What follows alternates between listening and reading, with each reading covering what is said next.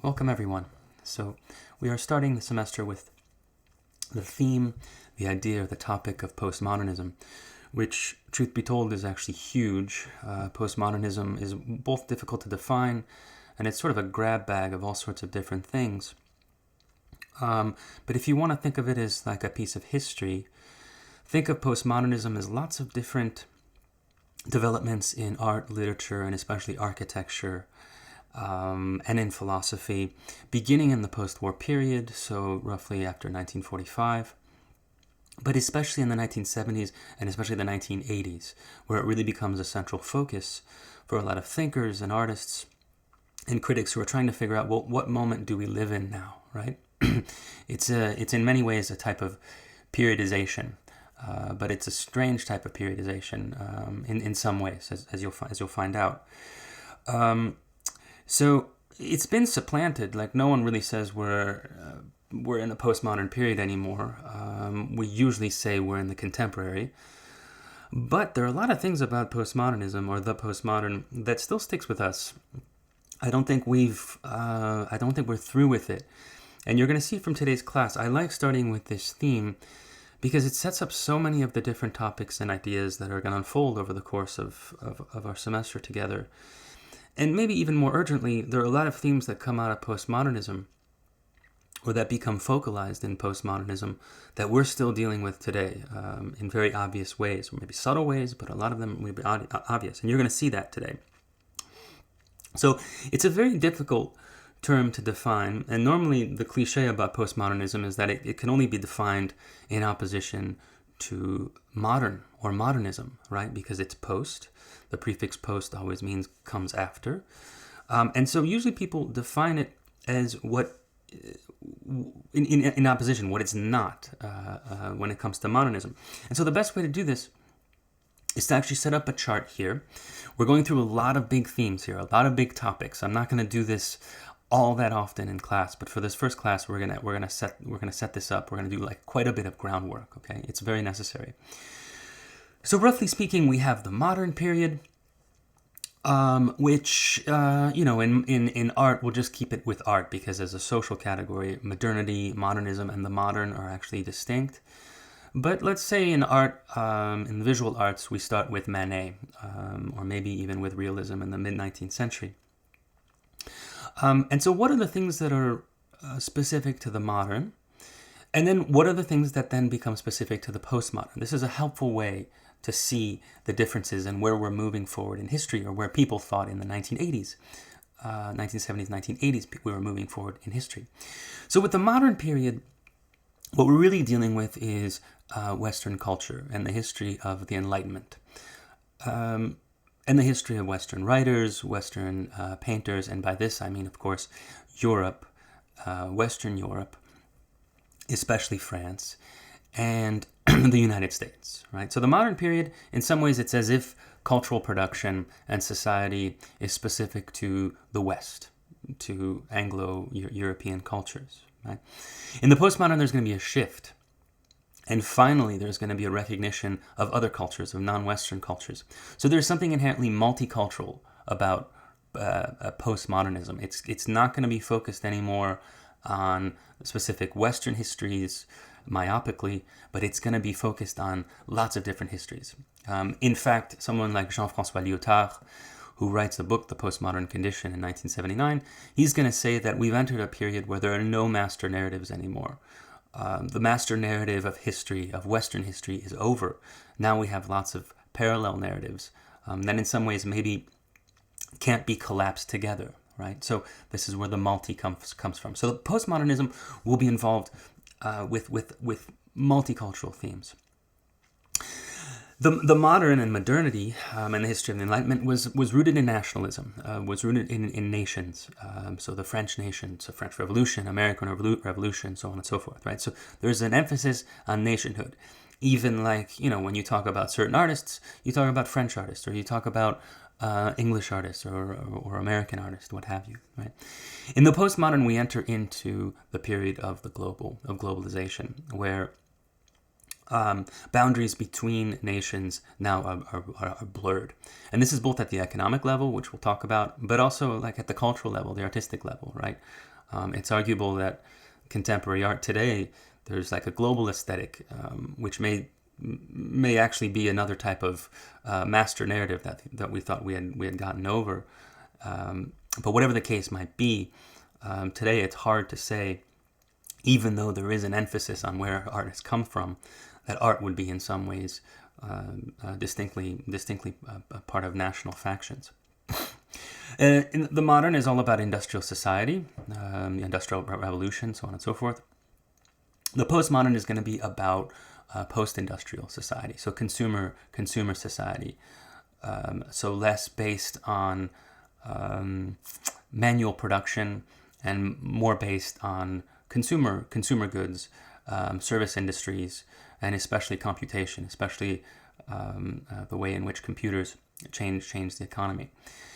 This may not work so well today anymore. It's something we'll have to talk about in some sense. Like, yes, we are probably in a post-industrial society in the United States and in certain so-called developed countries, but you can't say that the whole world is post-industrial. That wouldn't make sense for a number of reasons. In modernity, there's a reliance, and this is maybe less so. Well, no, it still works in the history of art too. There's an understanding that modernity is all about scientific objectivity, realism. That we can grasp truths about the world. We can grasp the truths through scientific practice. Truths that are immutable and known to us, right? That we have access to the world securely with our reason and our logical foundations.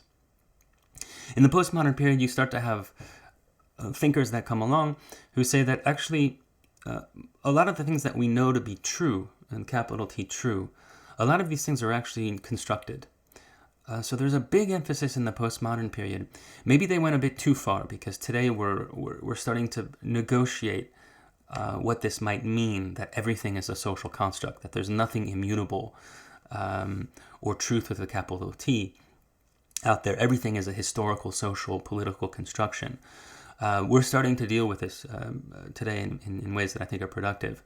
But definitely in the 70s and the 80s and into the 90s, there was an idea which was quite powerful, especially in philosophy and the social sciences, that our knowledge is actually socially constructed. So and this is even our knowledge of ourselves, and this is going to be a big topic for today, like the idea of sexuality, the idea of gender. All these things are in fact not just we're born into it, and that these are laws of nature, but actually they're socially constructed. They're molded by the forces of history, of politics, and the economy. Right. So this is going to be a big topic for us today. In the modern period, you had the unitary subject. So think of, now we're talking about philosophy more properly. Usually people say modern philosophy begins with Descartes and his very famous I think, therefore I am, his cogito. And there you have, the one thing he knows for sure is that he's thinking and that he's a subject, that he is a person. And for him it would be, he has a soul. And that's the one thing he knows indubitably. And of course, this has a long tradition, the idea of people, of persons as unitary subjects. In the postmodern period, something interesting happens. There's an emphasis on the ways in which we're in fact fragmented, that our subjecthoods are not exactly unitary, that we're a whole mix of different things. Again, that come from the way where we're born, the way we're treated by our families, the societies that we're born into, the economic class that we're born into, and especially the media that we are exposed to, the images, the sounds, the movies, today the internet. All these things create actually a fragmented subject. So a very fashionable analogy in postmodernism in the 80s was to think of like the new cultural landscape, like the mentality of people to be schizophrenic, to be fragmented, to not be linear or unitary, but actually to be sort of exploded into lots of different shards and lots of different perspectives and personalities in a way, right? So this also will be a big topic for us, the ways in which our own subjecthood may be fragmented in certain ways, and still, perhaps we're more fragmented subjects than we are unitary subjects. So that's something we can talk about and debate. In the modern period, society, culture, politics are normally built on certain secure binaries. So there's a thing called nature and there's a thing called culture, and they're opposites. There's a thing called male and there's a thing called female, and they're opposites, right? If you go back and study the history of art, these binaries really do, in many ways, at least on the surface, or what people thought, structured the way things were made and the world was understood, even ourselves, the way we were understood, right? This would be called like Manichaean, like the world is made up of opposites, right? This is what's called binary thinking. In the postmodern period, you enter into a period where a lot of thinkers start to challenge these binaries and say that actually the way the world is set up and the way we're set up, everything is non-binary. There is no distinct nature, there's no distinct culture. Today, someone like Donna Haraway talks about nature culture, like it's all one thing, right? And it's very permeable, it's porous. This is very much true in even current debates about the idea of gender and sexual orientation. That it's very difficult today, unless you're very conservatively minded, to think that they're really only that everything is heteronormative. There's either heteronormative or there's what's unnatural, or that there's only male female, right? Today we talk about a lot of different genderings and a lot of different ways of identification and ways of being. And so this would be what we call non-normative genderings, right? Lots of different genderings, which is not binary. It's no longer binary. So this is very much coming out of this postmodern discourse. But it's not those two things, right? All sorts of binaries get collapsed, but those are two big ones that we're going to talk about in this class. In the modern period, you had an emphasis on, the single author, the genius. Think of like Jackson Pollock or Picasso or what have you. And it's not a coincidence that single authorship was fundamentally understood to be male, right? So there's something very male, androcentric, maybe patriarchal about the modernity and the modern. Whereas in postmodernism, we're going to start thinking about authorship as something that's inherently multiple, that there is no single genius author who, out of his head, creates this incredible work. We're going to start talking about works of art as having multiple authorship. And if you think about it, it makes a lot of sense. Like, can you imagine anyone ever making a painting or a book or a film with no help or reference or historical context or influence from all the other books, paintings, and films that have been made? Of course not, right? Someone like Roland Barthes will say that the author is now dead. The idea of the single author, where everything is securely emanating from his brain, is done. Works of art are actually multiple, and they draw from all sorts of different things in society, some of which the author has no control over, right? So this is an interesting idea. I'm sure we'll end up talking about this, especially when we talk about Sherry Levine. In the modern period, there's an emphasis on medium specificity, right? So there are painters who paint, there are sculptors who sculpt. Less so, but also there are photographers who do photography, right? There's an emphasis on understanding that certain mediums have their specific qualities, and those are the ones that artists work with.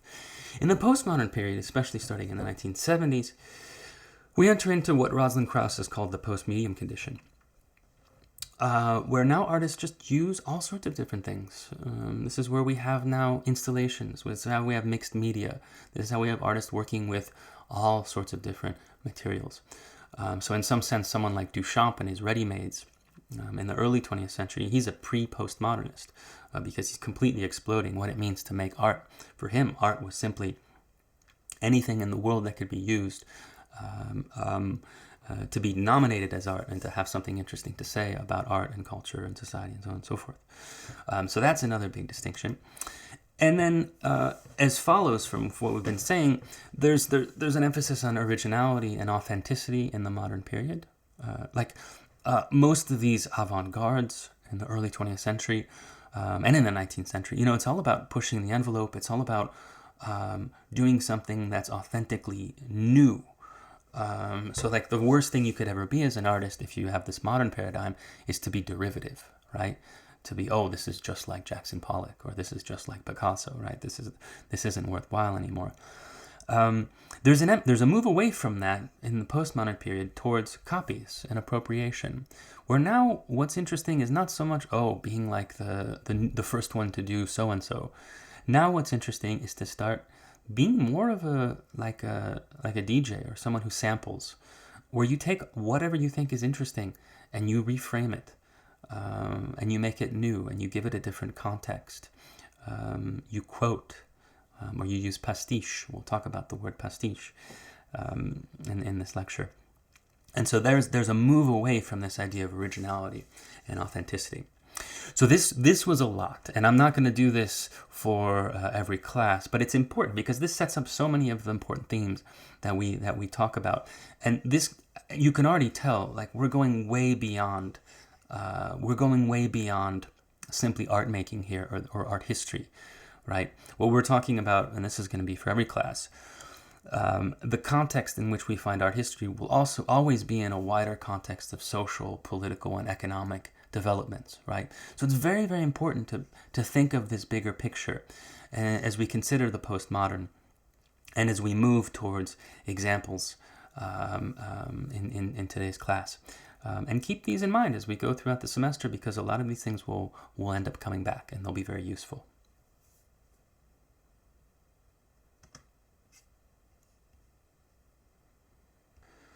So now that we've more or less established with a broad brush what postmodernism is, I want to go in and talk about 3 specific categories or ideas or concepts that are really important to elaborate on a little bit more. And it'll structure our discussion for mostly the rest of this lecture. So we're going to talk about history. We're going to talk about the subject, subjectivity, like how we're made, how we're formed as people. And then we're going to talk about the idea of simulation, which was very important, especially beginning in the 1980s, which is the period where we're starting in. So we're going to go over those 3, and we're going to start with history. And there are some interesting developments here. And here we're definitely turning a bit more to social thinkers and philosophy before we actually get to artworks, because these are broad. These are broad ideas about history, which of course are going to be very influential, and they're still influential for us today. So something happens to history in the 1980s. And you're seeing a photograph of the fall of the Berlin Wall, which happens in 1989. And that's usually taken to be the symbolic, well, it's not just symbolic, it was a real end to the Cold War. Which meant that there was an end between the sort of what felt probably like an eternal struggle between the United States and Western Europe, and the idea of liberal democracies based on a capitalist economy, on a free market, and then the Soviet Union, and the idea that society should be set up collectively, and that the market should be centralized by the state. So it was as if that whole history had come to an end. The history that starts really with the dropping of the atomic bomb in 1945 on Hiroshima and Nagasaki to end World War II. And so you have someone like Francis Fukuyama, who writes an essay in 1989, and then it comes out as a full book in 1992, where he argues that we've reached the end of history. It's interesting, right? You think of history as something that's constantly unfolding, but no, history itself has a history. History as we know it is kind of formed in the 19th century. And here you have someone come along who says, well, we've hit the end of history, right?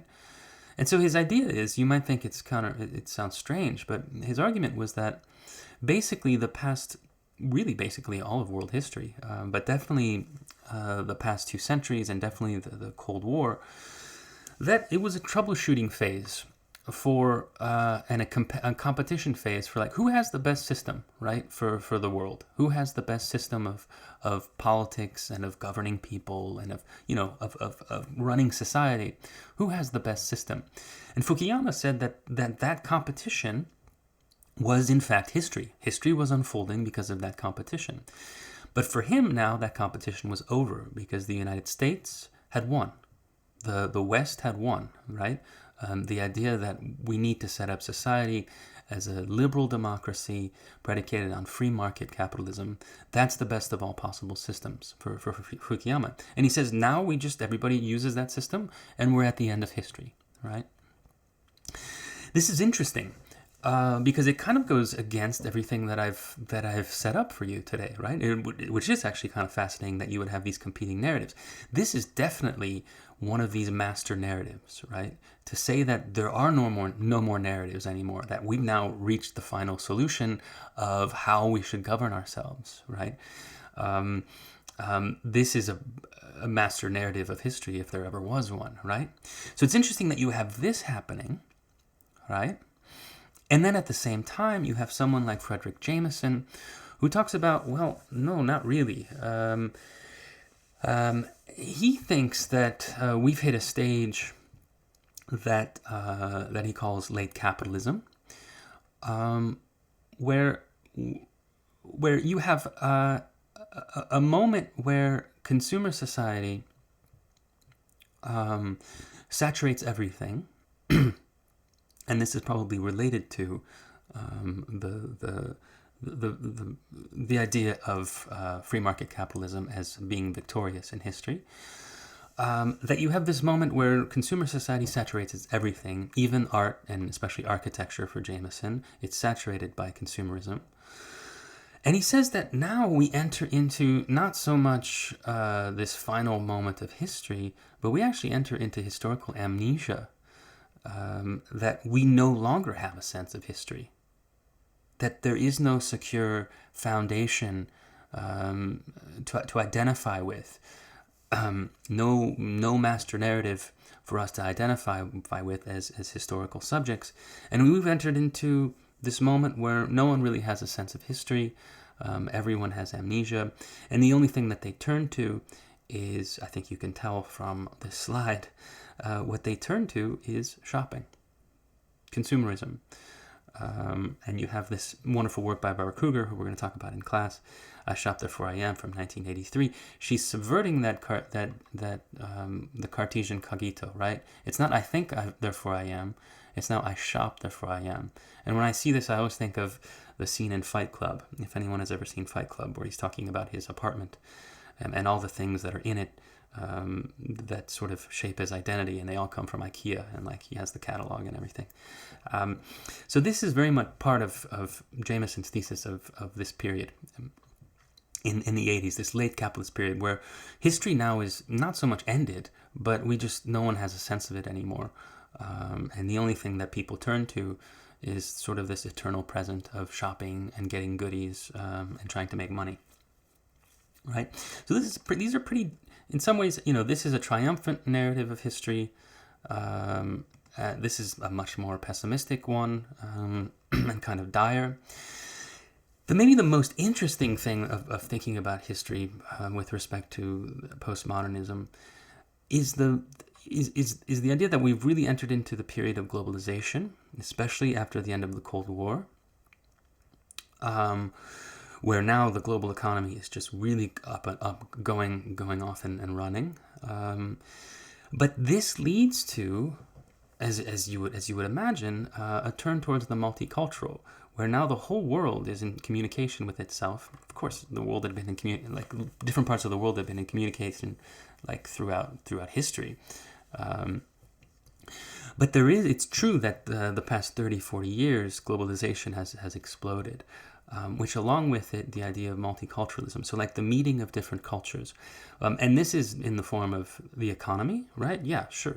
So nations and corporations become multinational and they start having deals and trade agreements with lots of different places in the world, but also at the level of culture, right? And also at the level of society. And this is important. So within this history of postmodernism, we move towards a multicultural paradigm, and we move towards an attention to difference. The idea that, if we don't have one master narrative of Western history, that means there are lots of different narratives and lots of different types of cultures, lots of different types of people, lots of different types of art, right? But not just art, like lots of different types of food, lots of different types of ways of living, lots of different ways of forming urban landscapes, all this stuff, right? There's sort of a multicultural explosion in the 90s. And Lyotard, who I mentioned before, he says this in his treatise on postmodern. He says, postmodern knowledge refines our sensitivity to difference and increases our tolerance of incommensurability. Incommensurability means things don't go together, right? They don't go together naturally, they can't be homogenized, right? That is, in Lyotard's phrase, optimistic, right? And there is a wonderful explosion of different cultures, especially beginning in the 1980s. So this is a seminal film, Blade Runner. And if you've never seen Blade Runner, you're in for a treat. It's one of the great science fiction films ever made by Ridley Scott in 1982. And in a moment, I'm going to show you a clip. But here's a still, and you can tell, it's this dystopian future of LA. And if you watch the film, you'll see that the whole thing is, again, I'm going to use this word pastiche because it's important in postmodernism, and I'm going to explain it to you more in a moment if you haven't already picked up how pastiche works. But pastiche, there's a whole if you watch the beginning of the film, you see an LA where you have tons of different references to different parts of the world, right? It's this multicultural explosion, right? Which, even though it's a dystopian city, someone like Lyotard will say, actually, this is a good thing, right?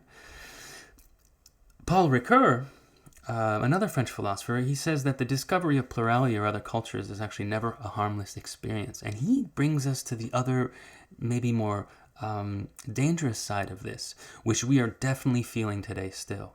The idea that some people cannot abide by or cannot tolerate multiculturalism, right? They're wedded to an idea of their nation state, of their country, as a specific way, with a specific type of person, right? In this country, if you're dealing with someone who is a white supremacist, they have an idea of the United States as a place that should basically be an ethno-state. For people that look like them, that act like them, and that think like them, right? Which leads to a lot of bigotry and discrimination towards people that do not look like them, right? So this explosion of multiculturalism is a wonderful thing, at least in my mind. But I can see how it can feed into forms of hatred and forms of discrimination that do not want this multiculturalism. So you see how this moment of postmodernism is actually the stakes are very high, and they're still with us, right? They're still definitely with us in many different ways. So the other big theme that I want to go into a little bit more fully is the subject. So again, subjectivity. The subject is how we are formed as people. Right?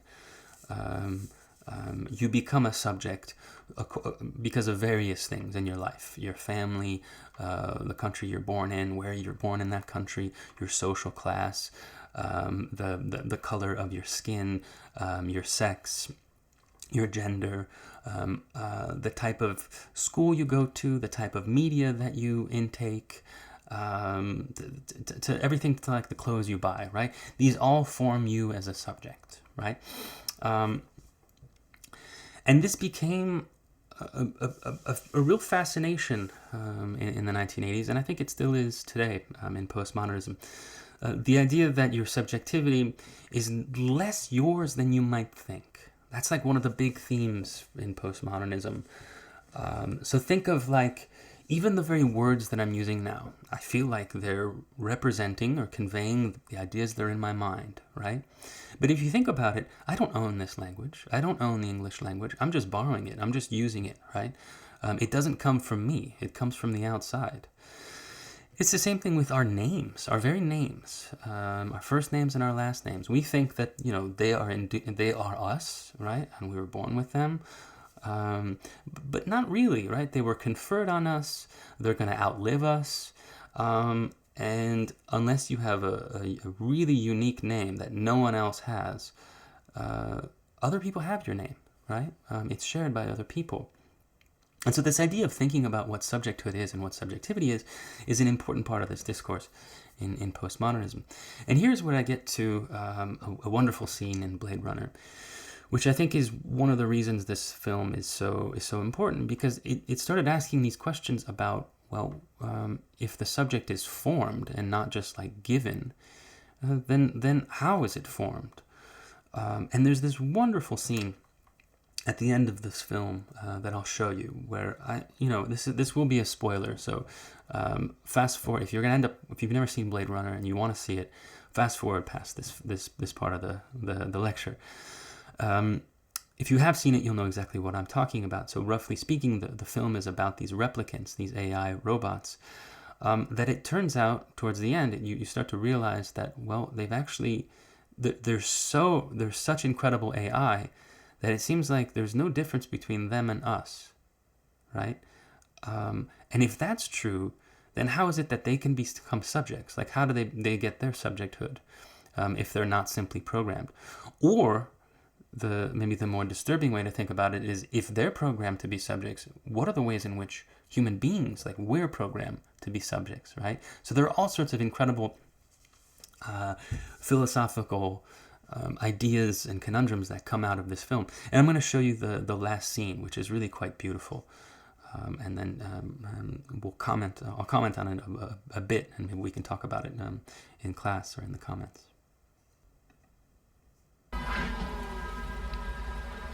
So that's the replicant, Roy, who's standing on the top, and then that's the detective who's after him, who's a human.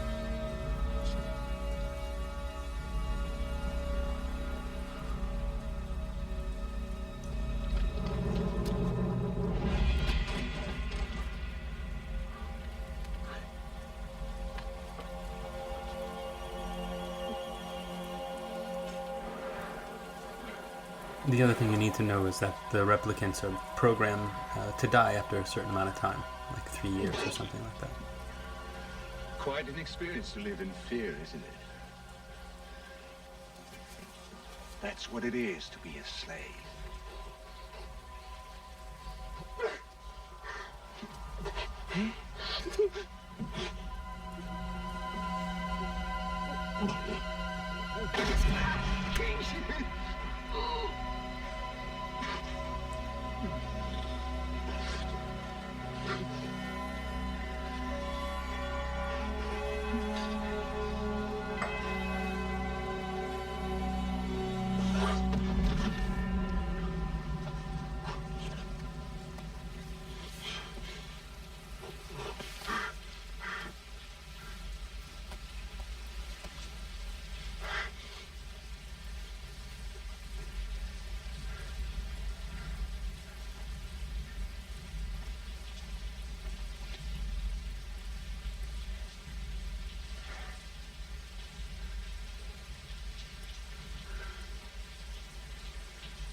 I've seen things you people wouldn't believe.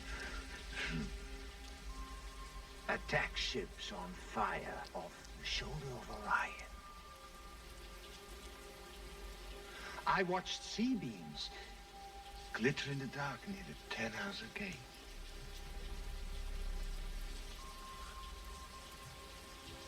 All those moments will be lost in time, like tears in rain. Time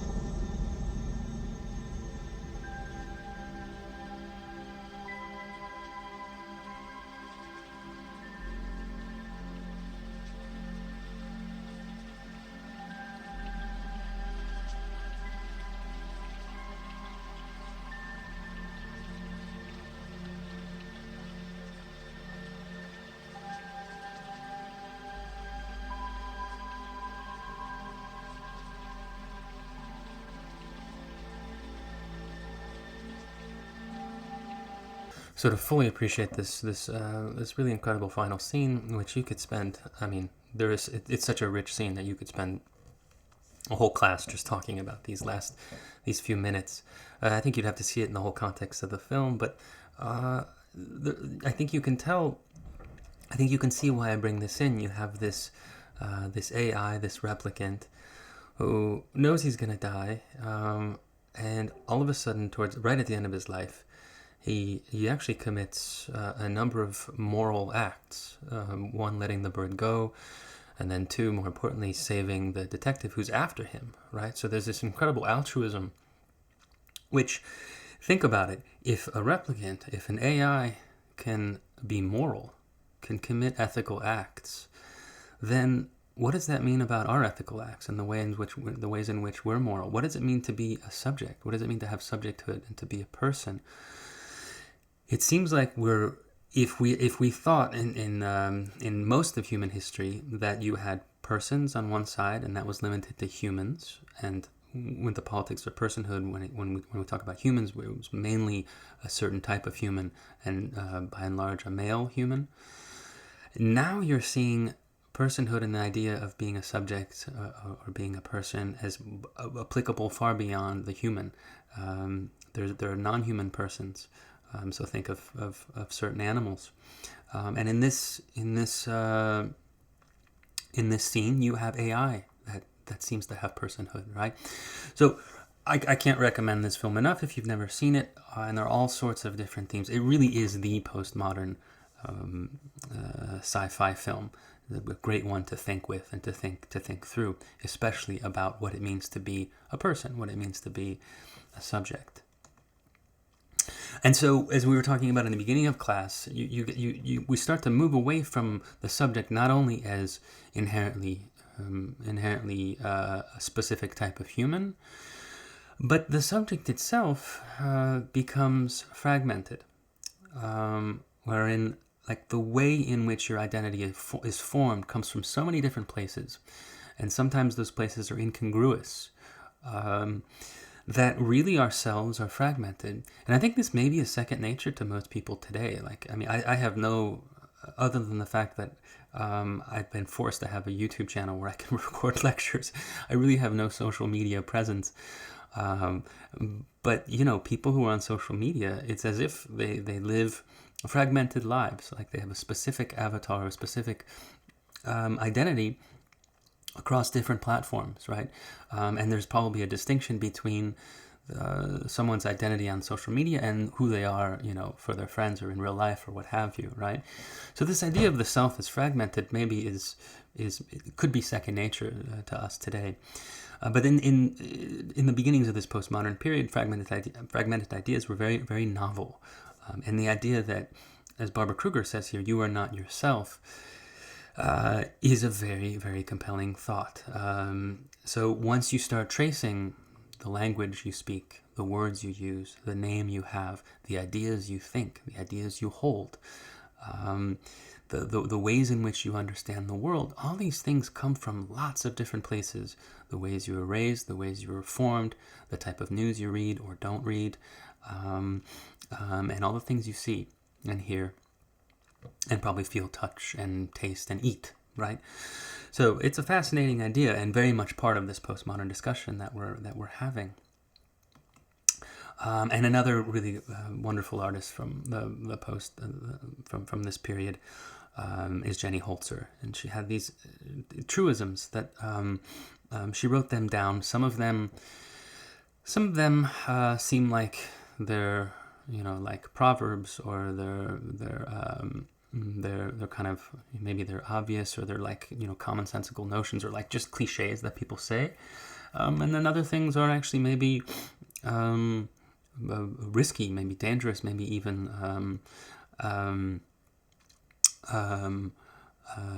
like I said, dangerous, right? And so these truisms, she had them in lots of different places, and one of the most famous ones was in Times Square. And there was this wonderful one that says, "Protect me from what I want," which is really interesting to think that what you want or your desires may not come from you. The desires that you have may have been to keep with like a science fiction theme, which is running throughout this course. It's been implanted in you. There's some commercial or there's someone you saw that gave you the idea that you want this thing, right? And it might not necessarily in the end make you happy or live up to the expectation, and so on and so forth, right? So Jenny Holzer, this is one of the most famous ones, protect me from what I want. It's as if like her own desires or the desires that we have are things that we actually need to protect ourselves from, which talk about a fragmented identity, right? It's a pretty fascinating idea. And then you have someone like, I like to show this because this is the opposite of Blade Runner. Dwayne Hansen, who's known for these hyper-realistic sculptures. They're cast from people, and then he made them into a certain, like, there's a type of resin, polymer, and then he painted them and then gave them clothing. And you might be tricked into thinking that these are actually two human beings. And I've never, rather than fake sculptures. And I've seen his work in person, and it is an uncanny experience. You walk up to one and you feel like, my goodness, like this person is about to come alive. It's really, really a strange feeling. And you have what Jameson called depthlessness. These are people without depth. Maybe that's so in two different ways, and this maybe is a little mean what Dwayne Hansen has done, but to think of tourists as just these automatons who go around, take pictures, and wear Bermuda shirts, and they're just witless tourists or something like that. I guess there's that way of thinking of someone as depthless, as not having depth. But the more interesting way of thinking about it is that like everything about them is on the surface. So unlike the replicant that we just saw in Blade Runner, who, my goodness, is there a lot going on inside, right? Here, when you're in front of one of these statues, you realize that there's nothing inside. Like after you realize that they're not real, that they're not human beings, that everything is on the surface, which creates a really uncanny effect. And Jameson talks about these, and he says that after a while, if you stay with them for a little while, real people in the gallery start to feel like this, like they attain a certain amount of depthlessness, right? Other people start to feel like they have nothing inside, right? And so this is also very much part of this postmodern discourse that was happening in the 1980s. The idea that surfaces are really important, that there's no depth. And that, again, this is mean and judgmental in some ways, but that most people, they're just made up of these surface effects of the choices they've made, of what they do and what they buy, right? That we're just amnesiac consumerists walking around with no interiority and no depth to us. So there's certainly a judgment entailed in that. One we might want to think about further and maybe critique. Okay, so now we get to our third section, and this is the idea of simulation. And all these things are conjoined. All these things, in some ways, work together. So the idea of simulation, or you'll also hear the word simulacra, is that in the 1980s you start to have this idea that the world, or parts of the world, and especially the media, and especially the images that we consume, whereas in the past we thought, or we were more or less certain that the images we were seeing, that they represented something in the world, a truth about the world. Okay, so like a photograph of World War I, right? You had the idea that you're seeing a moment from this battle, and it's a real thing. You're getting access to the real world, to the real thing. In the 1980s, you started to have thinkers like Jean Baudrillard who started talking about the simulacra or the simulation, which it's complicated, but the best way to think about it is that it's an image that does not connect to the real world. It's a pure surface. It's an image that only shows itself. It doesn't give you access to anything real, right?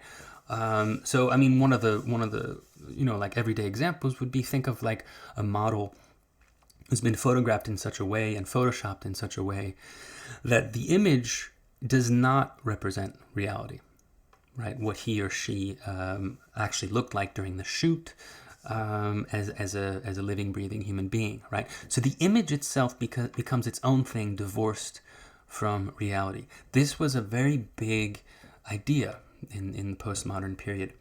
And at first you might think, well, that's no big deal, right? But it actually is a big deal. Because the way in which knowledge is formed in society, the way in which like truth and knowledge about what's going on in the world is by and large conditioned by videos and images, by the media culture that we're in. And so if it's creating a world that is not actually the world, then isn't it just a type of virtual reality, right? This is the idea about postmodern theories of the simulacra and of simulation, that they're actually a virtual reality that we think is real but is not, right? So this is really important. And this goes back, this is not a completely new idea. You had someone like Guy Debord, who's part of the Situationist International. If you take my post-war class, we talk all about the Situationist International, very important. And he wrote a book called Society the Spectacle, where he already had a lot of these ideas about simulation. And he says that basically the economy, the way in which we lived our world, everything has flattened out and collapsed into an image. So again, this idea of depthlessness, of surface imagery, is a key part of this discourse. And this is the very famous first few lines about what the spectacle is. In societies where modern conditions of production prevail, all life presents itself as an immense accumulation of spectacles. Everything that was directly lived has moved away into representation.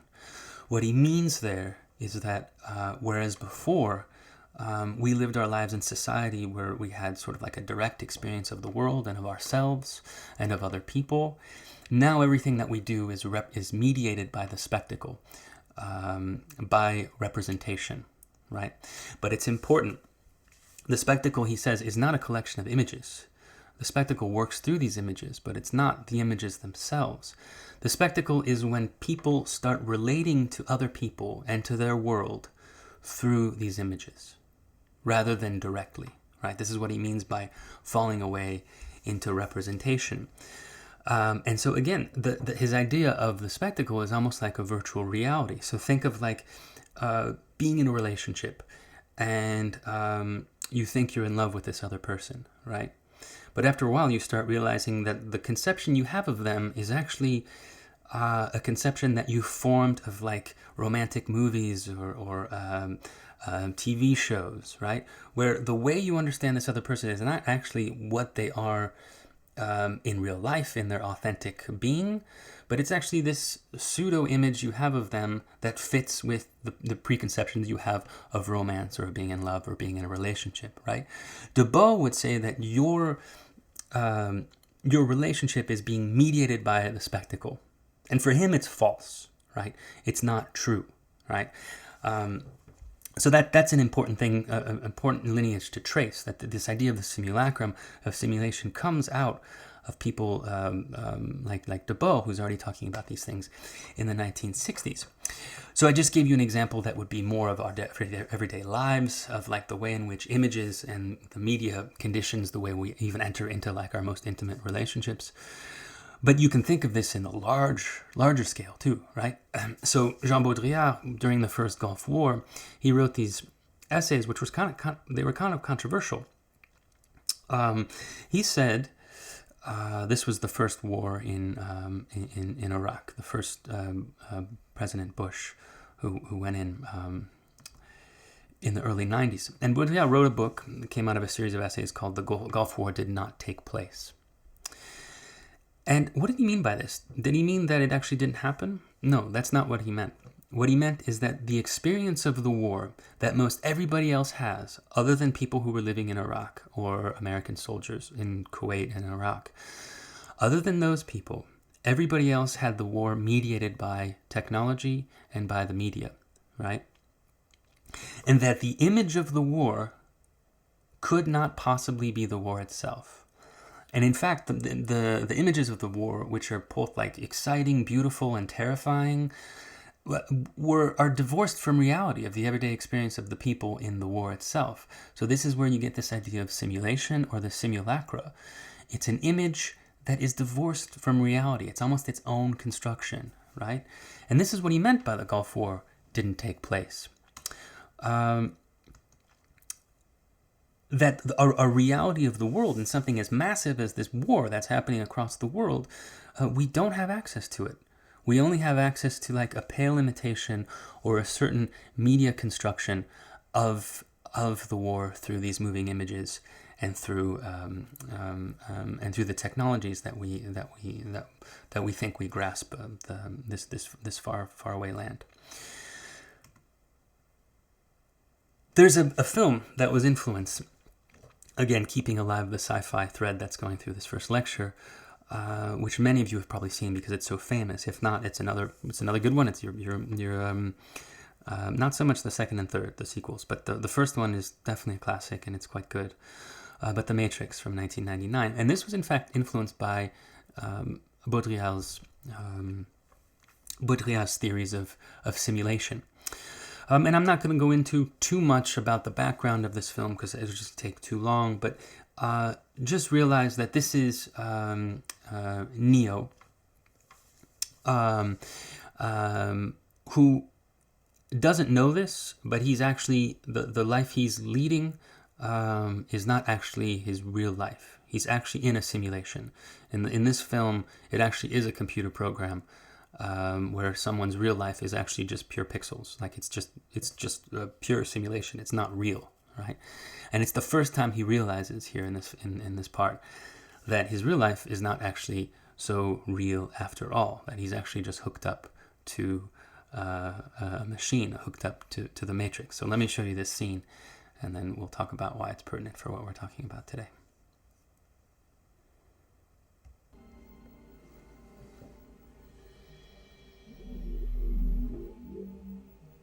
Have you ever had a dream, Neo, that you were so sure was real? What if you were unable to wake from that dream? How would you know the difference between the dream world and the real world? This can't be what?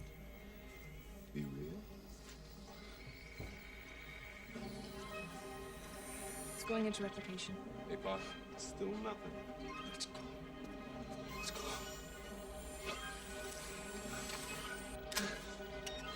Tank, we're going to need a signal soon.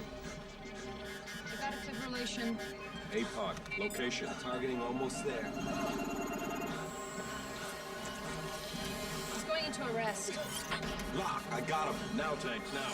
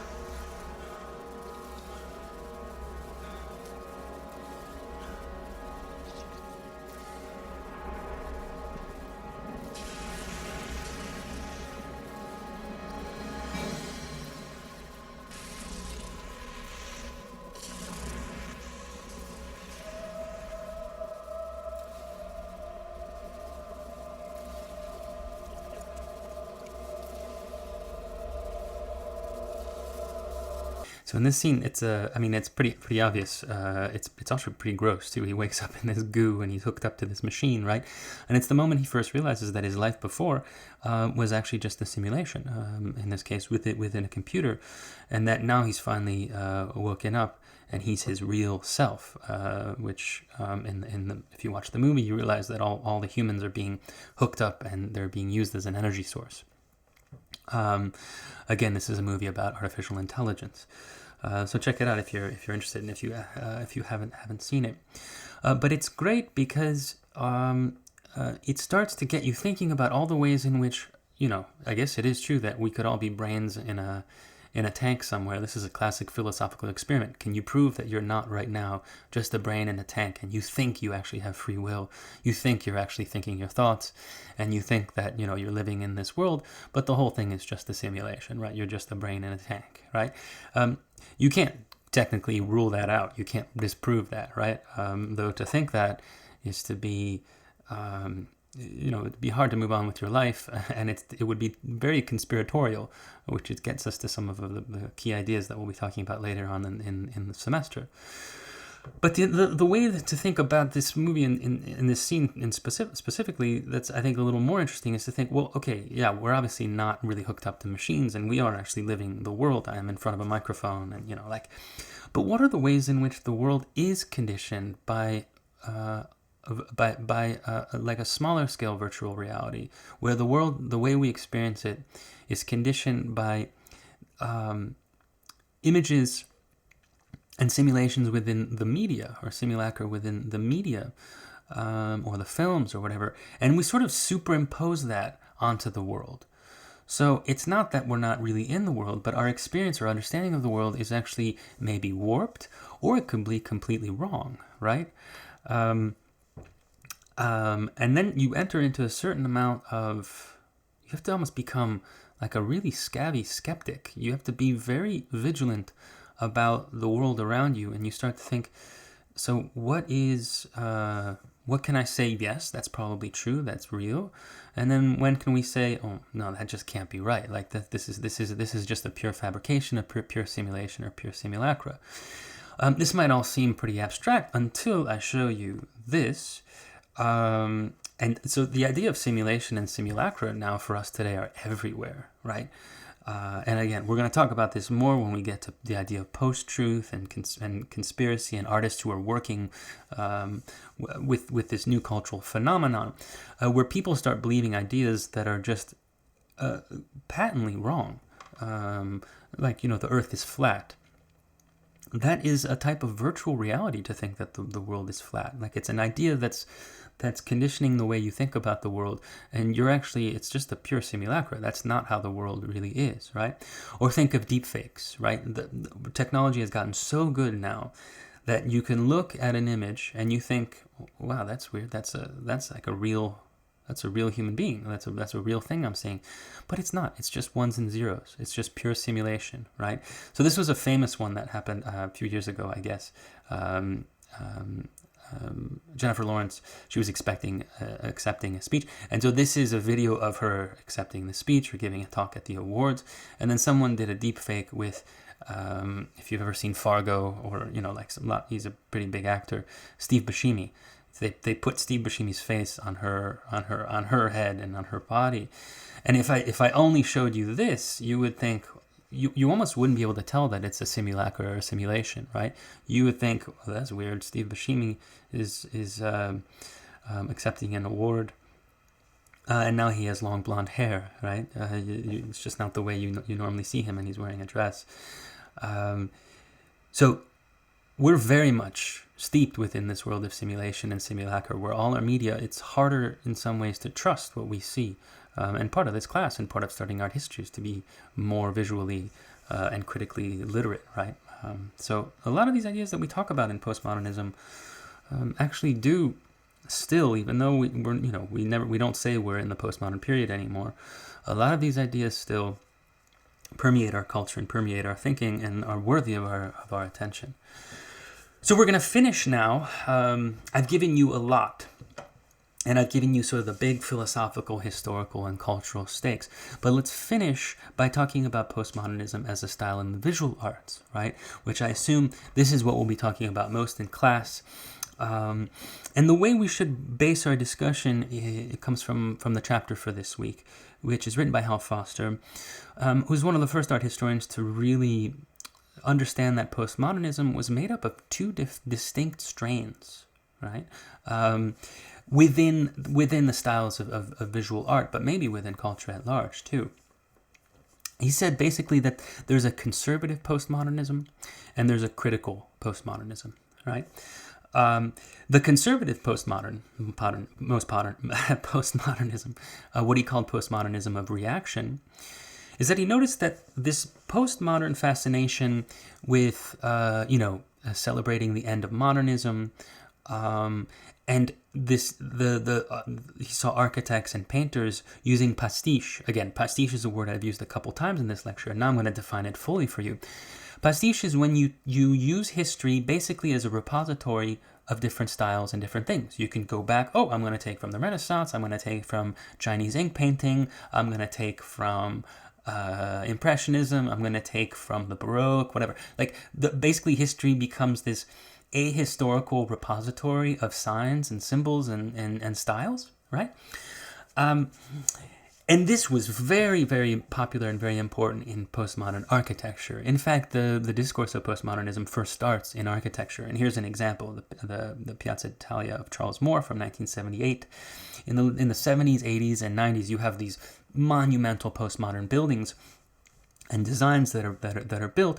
And you can tell it's using all sorts of different styles. It's going back to the Renaissance, going back to the Baroque. You have certain modern elements. And, it's kind of this fun pastiche kind of architecture, but a lot of people, like Hal Foster, read it as actually a conservative turn, in keeping with the neoconservative turn of the 1980s and Reagan, which we're going to talk about quite a bit when we talk about the AIDS epidemic and crisis of the 1980s in our next class. So while it seemed like this fun free-for-all of this pastiche of different styles, actually a lot of times this art just went hand in hand with the conservative turn, today what we call the neoliberal turn of the 1980s, of Reaganomics, of Thatcher.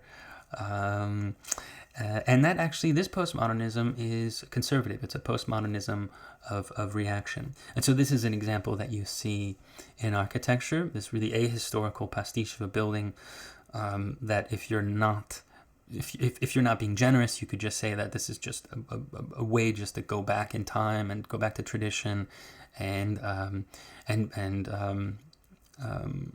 be a reactionary, be conservative. And it also happened in painting. So someone like Julian Schnabel started doing paintings where you have all these different things, moose antlers, references to Caravaggio, so like another reference to history, right? So this seems to be like a mix of Rauschenberg, of return to figuration, and a return to the past. He's quoting Caravaggio here. And so Hal Foster would say that this too is just a type of postmodern pastiche that's really like a return to tradition, that's really kind of conservative. And along with the architecture, this type of work was all too easily subsumed and co-opted by a consumer economy, by corporate America, multinational capitalism. That, there's a lot of money in this type of painting, and there was certainly a lot of money in the building of this architecture. So, if you're not being generous, you would say that this is just reactionary art, that this is not in any ways progressive, and politically it might be reactionary, right? So that's the one strain of postmodernism, the postmodernism of reaction, the conservative version. But Hal Foster said, he didn't say then we should just do away with postmodernism. He said, no, there's another type of postmodernism, which is the postmodernism of resistance. It's critical.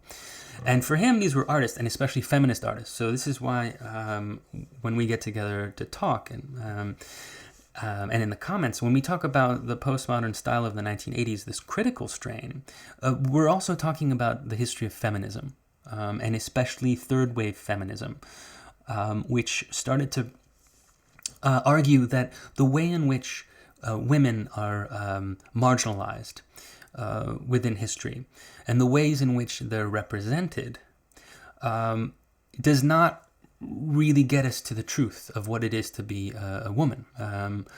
It doesn't get to the truth of what feminists are interested in uncovering. The way in which women are represented, think of the history of film, think of Hitchcock, is usually through male patriarchal projections, right? And constructions. Like the film itself in most Hitchcock, it's gendered to be a male viewer and a female observed, like the female subject who's observed, right? And so within this type of critical postmodernism, there's an understanding that images, that the very conceptions we have of the world, and especially of women, is one that's constructed. And it's constructed by certain powers and forces in society. And those powers and forces in society are largely white, male, and wealthy, right? So this is where we get all these ideas that we started talking about at the beginning of class. Now we're deploying them in the artists that are part of this postmodern period of the late 70s and 1980s. This is what this critical postmodernism of resistance was about. It critiqued representation. So representation wasn't some neutral thing. Representation, there are always political stakes involved in the way things are represented. And sometimes those representations are false. There's a critique of originality. There's a critique of the idea of like the male genius who comes out with, the great work of art, right? And there's a critique of the neutrality of vision, that every image that you see, that every video that you see, it's not a neutral view of the world. It's framed in certain ways. It's conditioned in certain ways. And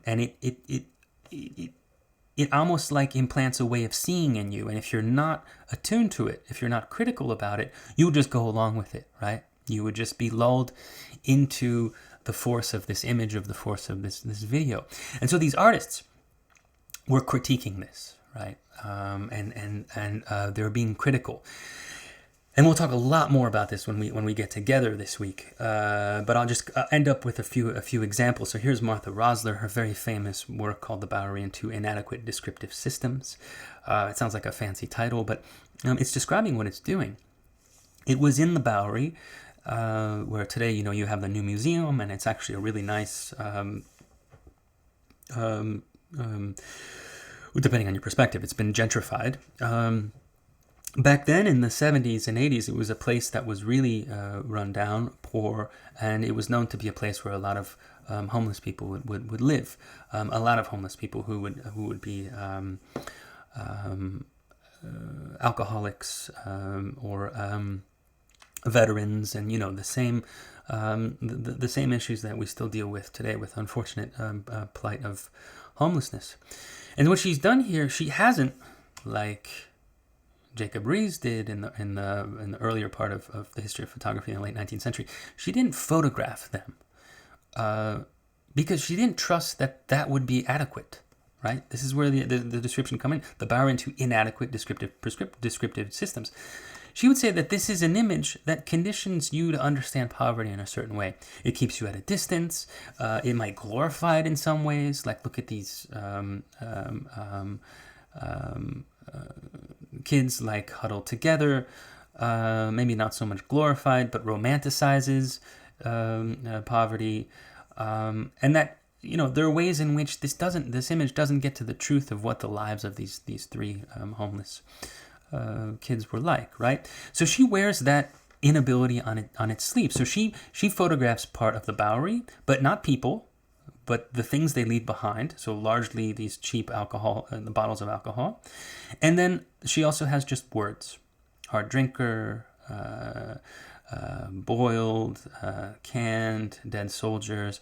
Like it's pretty enigmatic, but she's trying to open up the fact that we can't represent the richness of this urban landscape.